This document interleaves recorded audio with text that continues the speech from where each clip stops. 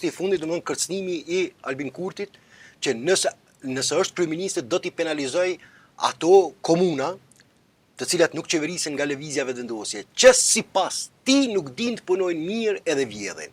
Do thotë, kjo është një kërcënim i hapur për përdorim të buxhetit shtetit për interesa tribale politike.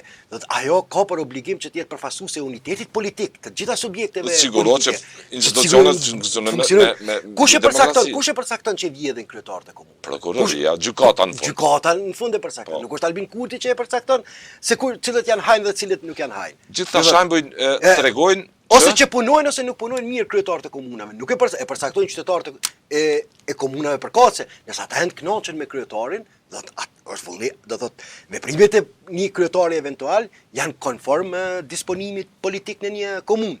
Gjithë ta shembuj. Kjo memorie politike tregon se rasti më skandaloz është prapë thamë edhe që ky kërcënimi që buxhetin e përbashkët shtetit ka me përdor vetëm për interesa partijake.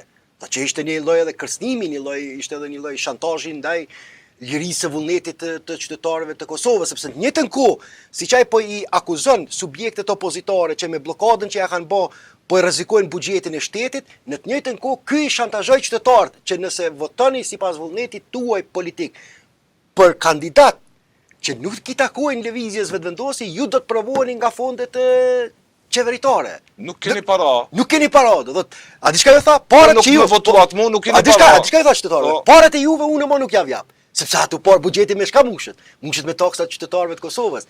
Tha, parat e juve unë më nuk kam i përdor në funksion të interesave të përgjithshme, por kam i përdor veç në funksion të interesave të partisë. Ju po shihni. Kjo është kapje ekstreme e shtetit. Shteti jam unë, buxheti jam unë, gjithçka jam unë, edhe kemi heshtje totale ndaj kësaj gjuhë arbitrare politike prej ndaj kësaj gjuhë arbitrare prej një pozicioni partijak politik për ta përdorur shtetin sipas interesave të pushtetit. Presidenti apo mbyll syt do vesh. Syt domethënë kjo është edhe një rast tash nëse hym ne në gjenealogji do të këtij mandati 4-5 vjet edhe për gjuhën ndaj media presidenti. Edhe për gjuhën ndaj mediave nëse hym në gjenealogji. Ishte në raport progresit, është një pikëlluese gjendja.